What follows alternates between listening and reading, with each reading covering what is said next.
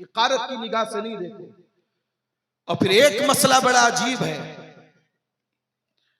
लोग कहते हैं यार ये मौलवी खाते बहुत है।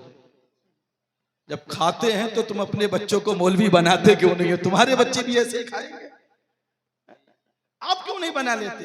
आपसे किसने मना किया? आप अपने बच्चों को मत खिलाओ। ये खाते हैं तो अल्लाह का शुक्र है, अल्लाह इन्हें अता फरमाता है। और ये इतने बैठे, इनका कमाल नहीं, इनके सीनों में जो कुरान और मुस्तफा का जो दीन है, ये उसकी अजमतें हैं, या उसकी अजमतें हैं। और आओ सुनेंगे एक रिवायत यहाँ पर तमाम तर उलमा के कदमों का बोसा लेते हुए ये एक रिवायत बयान करता हूँ। मेरे हदीस पाक है, मेरे आका करीम सल्लल्लाहु अलैहि वसल्लम इरशाद फरमाते हैं, अल्लाह तबारक व तआला ने अपने पैगंबर हजरत सुलेमान अलैहिस्सलाम को वही के जरिए तीन बातों का में से एक बात चुनने का ऑप्शन दिया था, इख्तियार दिया था। मेरे मुस्तफा फरमाते हैं, मेरे रब ने तीन बातों में से हजरत सुलेमान अलैहिस्सलाम को एक बात चुनने का इख्तियार फरमाया मेरे पैगंबर, मैं तुम्हें तीन बातों में से एक बात चुनने का इख्तियार देता हूँ। तुम इन तीन बातों में से जो एक बात चुन लोगे उसे तुम्हें नवाज दिया जाएगा। नारे तकबीर, नारे रिसालत, मसलके आला हजरत शायर इस्लाम सानर भाई साहब किबला, नारे तकबीर, नारे रिसालत। देखिए माशाल्लाह, अब हमारे बाजू काफी मजबूत हो रहे हैं क्योंकि हमारे ही परिवार के लोग माशाल्लाह मिंबर रसूल की जीनत बन रहे हैं। आप इन हजरात के नूरानी चेहरों की ज़ियारत भी करते रहे और बस तकरीर भी समात करते रहे। अल्लाह के पैगंबर हजरत सुलेमान अलैहिस्सलाम बादशाह गुजरे हैं ना, अल्लाह ने बादशाह अता फरमाई थी, लेकिन कैसे? अल्लाह ने तीन बातों में से एक बात चुनने का इख्तियार अता फरमाया। तीन बातों का मेरे पैगंबर, अगर तुम्हें हुकूमत चाहिए तो आप हुकूमत चुन लीजिए, हुकूमत दे दी जाएगी। दूसरा इख्तियार दिया गया, अगर तुम्हें मालो दौलत चाहिए तो आप चुन लीजिए, आपको मालो दौलत से नवाज दिया जाएगा। तीसरी बात, अगर इल्म चाहिए तो तुम्हें इल्म से नवाज दिया जाएगा। कितनी बातें? आप अपने गिरमान में झांक कर देखो, अगर हमें इन तीन बातों में से किसी एक बात को चुनने का इख्तियार दे दिया जाए, हम किधर जाएंगे? इल्म को तो पीछे रख देंगे। अरे इल्म को क्या होगा? अरे हुकूमत मिल गई, तख्त मिल गया, बादशाह बन जाऊंगा, राज करूंगा, इससे बड़ी बात कौन सी हो सकती है? या दूसरी चीज चुनेंगे कि मान लो दौलत पैसा आ जाएगा तो मेरा पूरे समाज में वाह वाह होगी, मुझे सारे लोग सलाम करेंगे। यह हमारी सोच है, हमारी फिक्र है, लेकिन वो अल्लाह के नबी थे, अल्लाह के पैगंबर थे। जब अल्लाह तबारक व तआला ने इन तीन बातों में से एक बात चुनने का इख्तियार दिया कि मेरे पैगंबर, अगर हुकूमत चाहिए तो बता दीजिए, दौलत चाहिए तो वो बता दीजिए, अगर इल्म चाहिए तो वो बता दीजिए, इन तीन बातों में से एक बात चुन लीजिए। कुर्बान जाओ हजरत सुलेमान अलैहिस्सलाम पर, आपने हुकूमत को नहीं चुना, मालो दौलत को नहीं चुना, बल्कि उन्होंने हुकूमत को भी ठुकराया, मालो दौलत को भी ठुकराया। अगर चुना है तो उन्होंने इल्म चुना था, इल्म, और जब उन्होंने इल्म चुना तो इल्म की बरकत से अल्लाह ने बादशाह भी अता फरमा दी और अल्लाह ने मालो दौलत से भी नवाज दिया। नारे तकबीर, नारे रिसालत, मसलके आला हजरत, फैजाने आला हजरत, फैजाने इल्मे दीने मुस्तफा, जश्ने दस्तार बंदी मुफ्ती मोहम्मद वसीम रजा साहिब किबला। माशाअल्लाह माशाअल्लाह माशाल्लाह। नकीब हिंदुस्तान पे करे खुलूस मोहब्बत हजरत मौलाना नाजिम रजा खलीली साहब किबला तशरीफ ले आए, है ना, और आते ही नारा लगा दिया। मैं बहुत देर से देख रहा हूँ, आप जानते हैं ना, जब मरीज ज्यादा खराब कंडीशन में हो, टेबलेट जब काम नहीं करती है तो इंजेक्शन लगाना पड़ता है। जब टेबलेट से काम नहीं करे तो इमरजेंसी में क्या होता है? और मैं देख रहा हूं जब जब आपके ऊपर, आप ना नींद के खुमार में जब मरीज बनते हो तो कभी इनके नारे, कभी अशार इनके जो है वो इंजेक्शन का काम कर देते हैं। अल्लाह अकबर, अल्लाह अकबर। आपको बेदार करते रहते हैं। बात इल्म की चल रही थी। हजरत सुलेमान अलैहिस्सलाम ने तीन बातों में से किस बात को चुना? जोर से भूल गए, यही सुनने आते हो जल से, अभी भूल गए, सुबह तलक क्या याद रखो? क्या चुना? इल्म को। इल्म की बरकत देखिए, इल्म चुना था। इल्म की बरकत से अल्लाह ने उन्हें बादशाहत भी अता फरमा दी और अल्लाह ने उन्हें मालो दौलत से भी नवाज दिया। बेशक बेशक। तुम क्या समझते हो इसमें कुछ नहीं है? अब जिसका बेचारे का प्याला ही खाली हो, कांसा ही खाली हो, जी उसे क्या मिले? अल्लाह अल्लाह अल्लाह। और पूछ लीजिए जिनके प्यासे प्याले कांसे इल्म की दौलत से भरे हुए हैं, जमाना आज भी उनके कदमों में आ रहा है। बेशक बेशक बेशक। उन्हें कहीं जाने की जरूरत नहीं है। अभी मियार 1 महीना तकरीबन नहीं गुजरा होगा, मेरे पास 4 जगह से तकरीबन ऐसे फोन आए, एक काबिल आदमी की जरूरत है और तनख्वाह बड़ी माकूल। तो जरूरत आज भी ऐसी चीज की है कि हमारे कांसों में होना चाहिए, प्यालों में होना चाहिए। नहीं है तो फिर तो कहीं भी कुछ नहीं मिल सकता है ना। इल्म हासिल करो, अपने बच्चों को इल्म दीन की दौलत से नवाज की तरफ रागिब करो, मदरसों की तरफ। आज हाफिज कासिम साहब, हसनैन साहब, इनकी पूरी टीम ने यहाँ अल्हम्दुलिल्लाह इदारा खोला है आपके बच्चों के लिए। क्या जरूरत थी इन्हें? क्या जरूरत थी इन्हें? क्यों ये मेहनत कर रहे हैं? ये सिर्फ आपके बच्चों पर एहसान नहीं कर रहे प्यारे, पूरी बस्ती पर एहसान कर रहे हैं। बेशक बेशक। और ये नहीं मैं नहीं कह रहा, मेरे आका फरमाते हैं अल्लाह तबारक व तआला जब किसी बस्ती पर अजाब नाजिल फरमाना चाहता है और फरिश्तों को हुक्म देता है जाओ इस बस्ती पर अजाब लेकर के आ जाओ, जब वो अल्लाह के फरिश्ते ना उस बस्ती पर अजाब लेकर के जाते हैं तो तुम तो बिस्तरों पर सोते होते हो। ये छोटे छोटे बच्चे हैं ना, फजर से पहले सख्त सर्दी के मौसम में फजर से पहले उठ करके रब के कुरान की तिलावत कर रहे होते हैं, रब का कुरान पढ़ रहे होते हैं। जब वो फरिश्ते आते हैं और इस मंजर को देखते हैं, ये छोटे छोटे बच्चे हैं, फजर से पहले जमाना सो रहा है मगर ये उठ करके रब के कुरान की तिलावत कर रहे हैं। बारगाहे रब्बुल इज्जत में वो ये फरिश्ते अर्ज करते हैं मौला जिस बस्ती पर तूने अजाब के लिए भेजा था वहां तो छोटे छोटे बच्चे हैं जो तेरे मुकद्दस कुरान की तिलावत कर रहे हैं।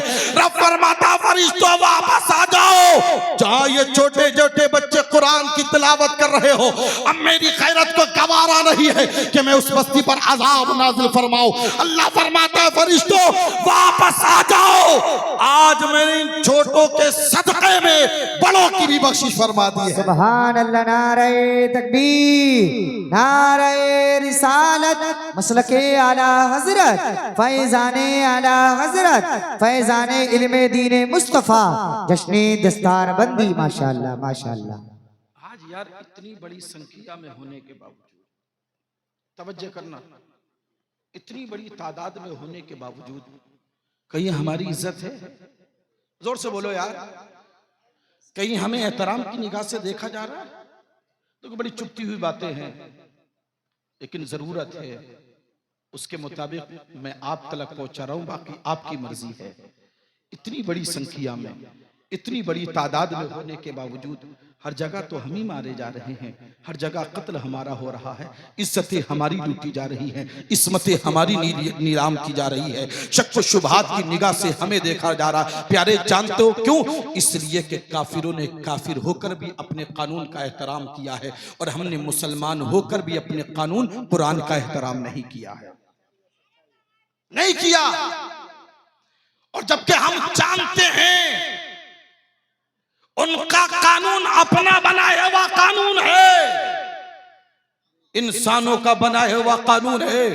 और मेरे प्यारे हमारा कानून कुरान किसी इंसान का बनाया हुआ नहीं, किसी दुनियादार का बनाया हुआ नहीं, बल्कि परवरदिगार का बनाया हुआ है। और प्यारे याद रखना, दुनिया की कोई भी किताब हो, कितनी ही बड़ी किताब क्यों ना लो, दुनिया की कोई भी किताब हो, दुनियावी किताबों को पढ़ने के बाद में कोई डॉक्टर बनता है, कोई इंजीनियर बनता है, कोई वकील बनता है, मगर कुरान पढ़ने वाले कोई अबू बकर सिद्दीक बनता है, कोई उमर फारूक आजम बनता है। कुरान पढ़ने वाले कोई उस्मान गनी बनता है, कोई अली मुर्तजा बनता है, कोई बिलाल हबशी बनता है। कुरान पढ़ने वाले कोई सुहेब रूमी बनता है, कोई सलमान फारसी बनता है, कोई खुबैब बनता है, कोई करबला का हुसैन बनता है। कुरान पढ़ने वालों में कोई बगदाद का गौसी आजम बनता है, कोई अजमेर का गरीब नवाज बनता है, कोई कलियर का साबिर पाक बनता है, कोई निजामुद्दीन बनता है, कोई कुतुबुद्दीन बनता है, कोई कोई अलाउद्दीन बनता है, कोई फरीदुद्दीन बनता है,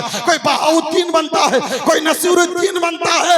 अरे कुरान पढ़ करके कोई बरेली का इमाम अहमद रजा बनता है। नारे तकबीर, नारे रिसालत, मसलके आला हजरत, फैजाने आला हजरत, जश्ने दस्तारबंदी। माशाअल्लाह माशाअल्लाह, सुभान अल्लाह सुभान अल्लाह। दुनियावी किताबों को पढ़ने के बाद डॉक्टर और इंजीनियर बनते हैं, मगर कुरान को पढ़ने के बाद अल्लाह के वली बनते हैं। बेशक बेशक बेशक। कौन बनते हैं? अल्लाह के वली। कोई कुतुब बनता है, कोई अब्दाल बनता है, कोई औताद बनता है, कोई गौस बनता है ना, ये बनते हैं। मेरे अजीज, आपने एक नाम सुना होगा। आज हमारा सुलूक कुरान के साथ देखो क्या है। ये तमाम तर उलमा बैठे हैं, तवज्जो चाहूंगा। हमें कुरान सिर्फ 2 मौकों पर याद आता है। कितने मौके पर? 2 मौके पर। एक मौका जब बेटी को जहेज देना हो तो जहेज में हमें कुरान देना याद रहता है जी। और अगर कुरान ना दिया जाए तो ससुराल में आफत आ जाती है। कुरान तो दिया ही नहीं है।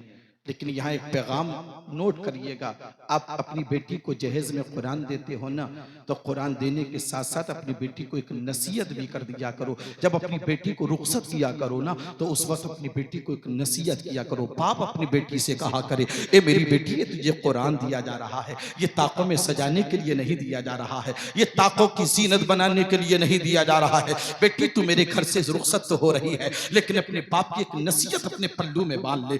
आज अपने घर से आज एक नसीहत अपने बाप की लेकर जा। मेरी बेटी, तेरे बाप की नसीहत यह है कि जब तू अपने ससुराल में कदम रखे ना, तो यह कि तुझे कुरान तेरा बाप जो दे रहा है। माँ भी कहे, बेटी तू हमारे घर से रुखसत तो हो रही है, लेकिन बेटी आज जाते जाते अपनी माँ की एक नसीहत अपने साथ लेकर जा। आज अपने पल्लू में बांध ले अपनी माँ की नसीहत। ए बेटी, जब तू ससुराल में जाए ना, तो अपने बाप की ये नसीहत याद रखना, अपनी माँ की ये नसीहत याद रखना। मेरी बेटी, ससुराल में कदम रखने के बाद जो तुझे जिंदगी गुजारना है, इस अंदाज से गुजारना कि सुबह के वक्त में जब फजर की अजान हो, तो फजर की अजान के वक्त उठना, नमाज फजर अदा करना, और नमाज फजर अदा करने के बाद जो सबसे पहला काम तुझे करना है बेटी, वह है कुरान की तिलावत करना, कुरान पढ़ना। इसलिए कि मेरी बेटी, तेरा बाप नसीहत कर रहा है, तेरी माँ नसीहत कर रही है कि ये कुरान तुझे जीनत, ताकों की जीनत बनाने के लिए नहीं दिया जा रहा है, बल्कि ये कुरान तुझे पढ़ने के लिए दिया जा रहा है। सुभान अल्लाह, नारे तकबीर, नारे रिसालत, मसलके आला हजरत, फैजाने आला हजरत, फैजाने इल्मे दीने मुस्तफा। माशाअल्लाह माशाअल्लाह। कहाँ करते हैं यार हम नसीहत? वो क्या कुरान की तिलावत करेंगे जो 8 बजे सो के उठ रही हो? वो क्या फजर पढ़ेंगी? और हमारी एक मामूल ये है कि सुबह के वक्त में अगर झाड़ू ना लगी हो और कोई पड़ोस ना जाए, तो पता क्या, हाय तेरा घर बहनी अब तलक बासी पड़ा हुआ है, तूने अब तलक ताजी नहीं किया, बासी पड़ा हुआ तेरा घर। यही होता है ना, अब तलक झाड़ू नहीं लगी, बासी पड़ा है। आप क्या समझते हो, झाड़ू लगने से घर ताजी होगा? वक्ती तौर पर तो हो सकता है, लेकिन मेरे प्यारे, अगर तुम ये चाहते हो कि तुम्हारे घर में अल्लाह की रहमतें नाजिल हो, तुम ये चाहते हो कि अल्लाह की बरकतें नाजिल हो, अगर तुम ये चाहते हो, नारे तकबीर, नारे रिसालत, मसलके आला हजरत, फैजाने आला हजरत, फैजाने इल्मे दीने मुस्तफ़ा, खतीब हिंदुस्तान हजरत अल्लामा मुफ्ती मोहम्मद फुरकान रजा साहिब किबला मंजरी, उलमाए अहले सुन्नत, जश्ने दस्तारबंदी, नारे तकबीर, नारे रिसालत। माशाअल्लाह।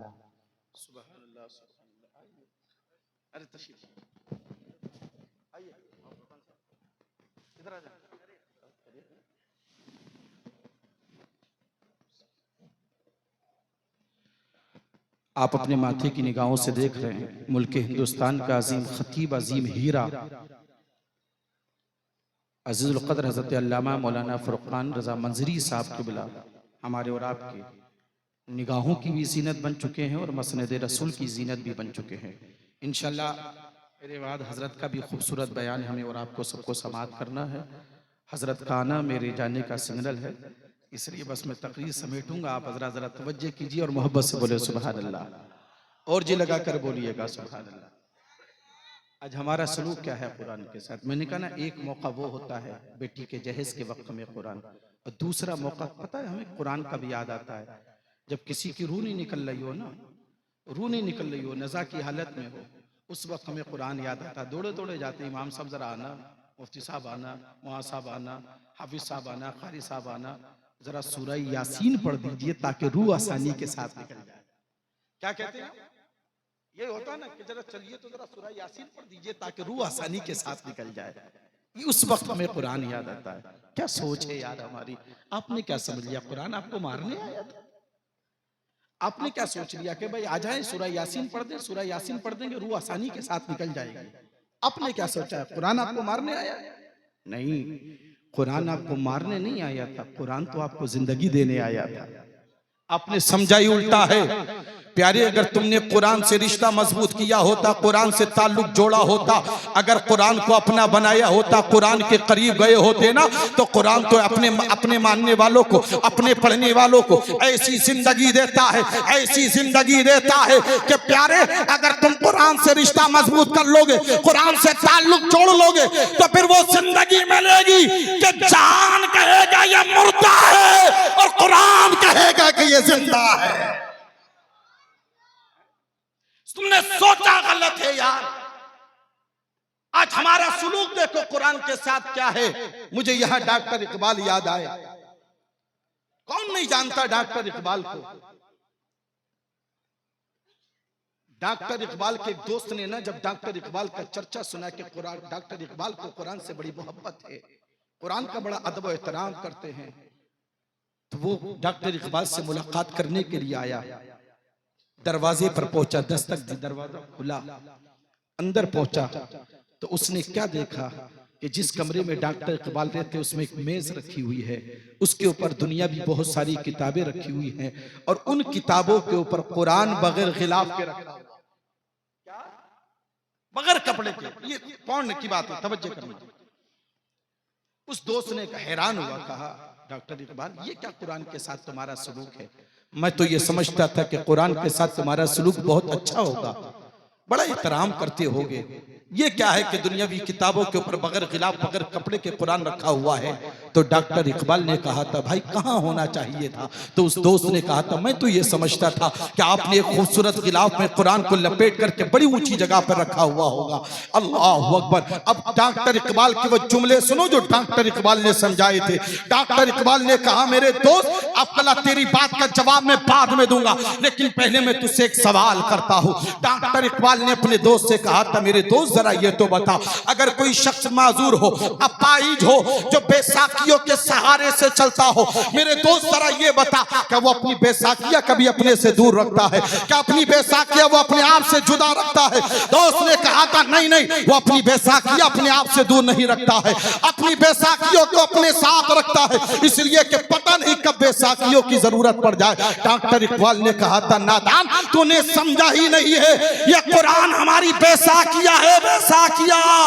अरे सोच, जब भी मैं किसी मसले में उलझता हूं, परेशान होता हूं, कुरान खोलता हूं, अल्लाह हर मसले का हल फरमा दिया करता है। हर मसले का हल मुझे कुरान में मिल जाता है। का बैसाखियां है। आज हमने कुरान को अपनी बैसाखी समझना बंद कर दिया, इसलिए हमारी रग़बत दीनी तालीम से दूर हो गई। आज हमारी इस तरफ तवज्जो नहीं है, हम बड़ी हिकारत की निगाह से देखते हैं। बस आखिरी बात कहकर के मैं अपनी तकरीर खत्म करूं प्यारे, ताकि आप इन हुफ्फाज का अदब और एहतराम जानो।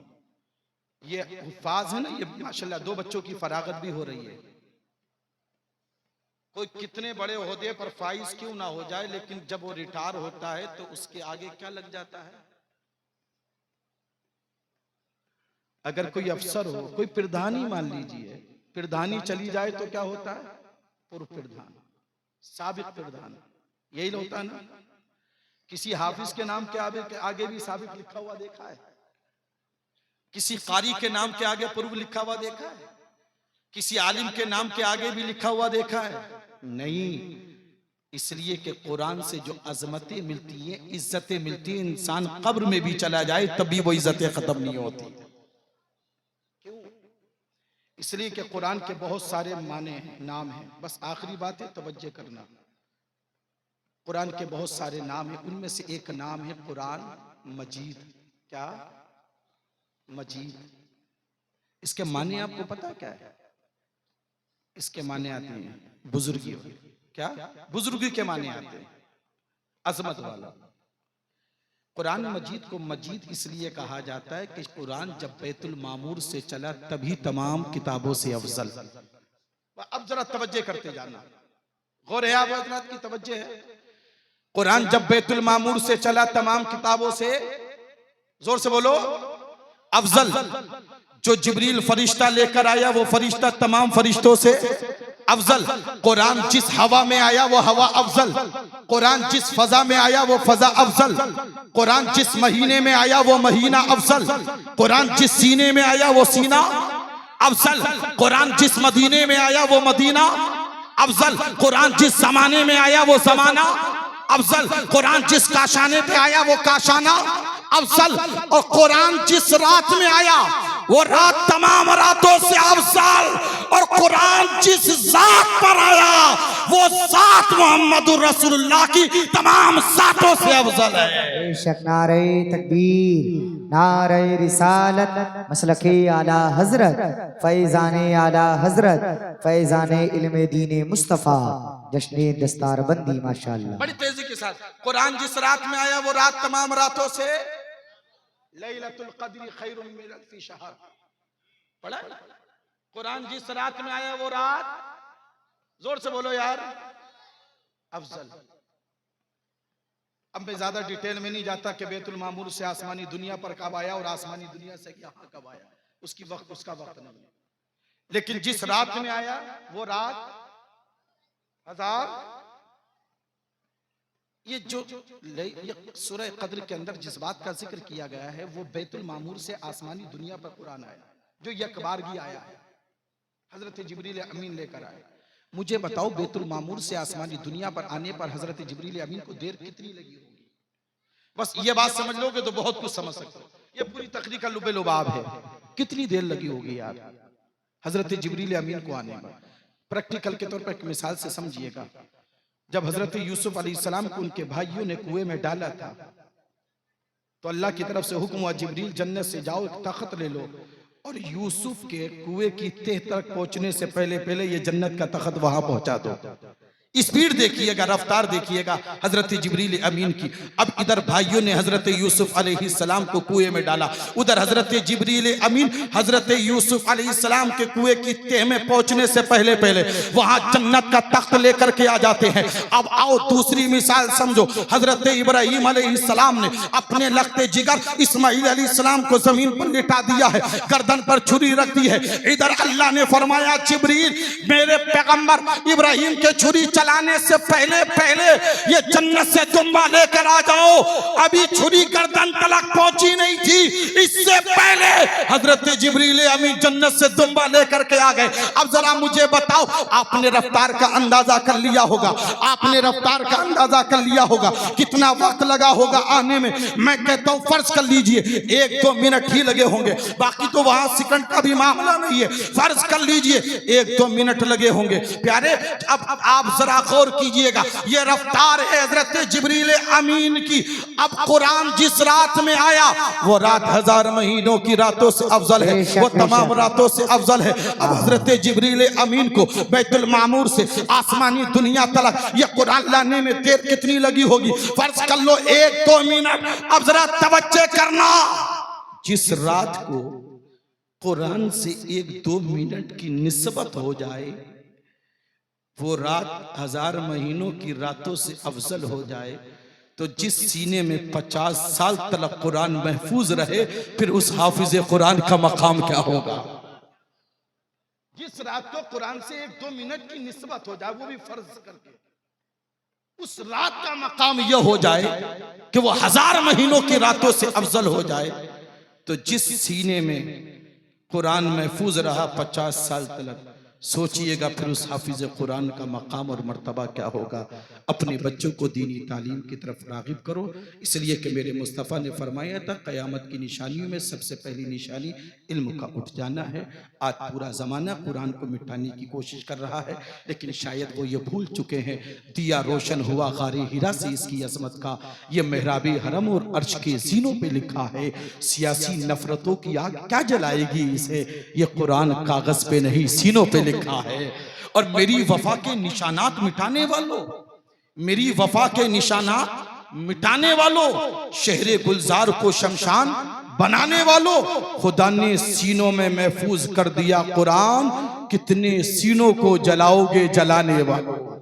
खुदा ने सीनों में महफूज कर दिया कुरान, कितने सीनों को जलाओगे जलाने वालों। अल्लाह हम सबको इन बातों पर अमल की तौफीक अता फरमाए। अस्तगफिरुल्लाह रब्बी मिन कुल्लि ज़ंबि व अतूबु इलैहि। एक मरतबा तमाम हज़रात कलमा शरीफ पढ़ लीजिए, ला इलाहा इल्लल्लाहु मुहम्मदुर रसूलुल्लाह सल्लल्लाहु अलैहि वसल्लम। आमीन व आखिरु दावाना अनिल हम्दुलिल्लाहि रब्बिल आलमीन। अस्सलाम।